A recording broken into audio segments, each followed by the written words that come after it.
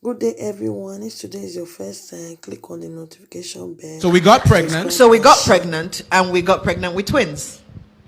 And we had gone for the scans. We had seen the heartbeats.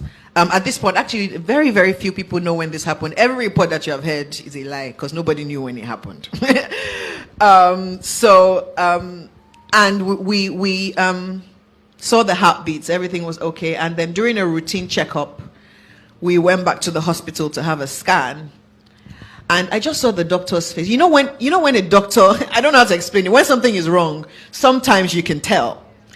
And she was scanning, and I was like, what's wrong? She was like, oh, nothing, I'm just, And then I looked at the nurse's face, and she looked a bit funny too. And I was like, what's wrong? She was like, adesuwa, I'm looking for the heartbeat.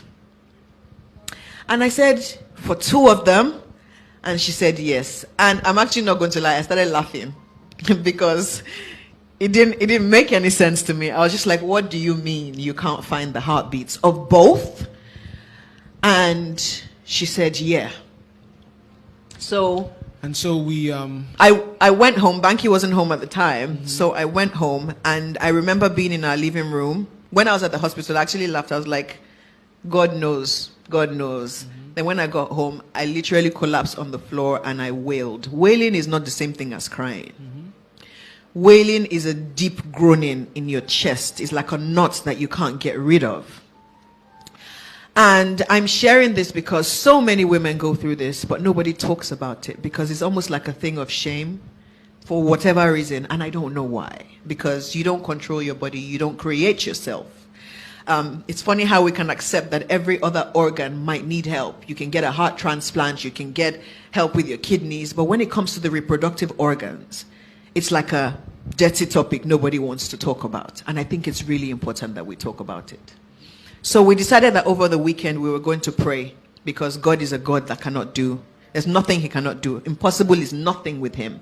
So we're going to go back on Tuesday or Monday, I forget now, for a scan, believing that God will come through. And Monday or Tuesday rolled around and we went back for the scan. And not only did we not see heartbeats, the embryos were shrinking. So they were decaying and they were dying. This was towards the end of the first trimester. When we found out that we were losing them and that we had to do an evacuation, it was a very emotional time, and she cried. And as a man, you think you are first of all, women are stronger than men. Let me just tell you that crying is not a sign of weakness. But as a man, you have been raised to be like, oh, you have to be the man, you have to be strong, you can't shed a tear. So, she's feeling a certain way, she's crying, and I'm trying to be there for her, and I'm just, holding her and saying, it's going to be okay, it's okay. But the day that we cried together was the day of the evacuation.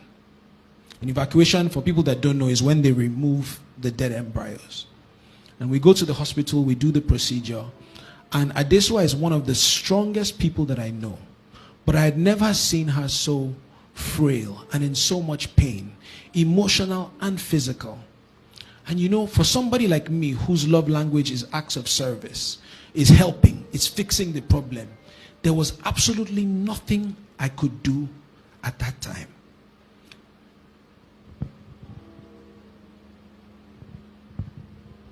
And we came home from the hospital, and I remember I led her up the stairs, and we got into the couch, and I held her in my arms, and we cried.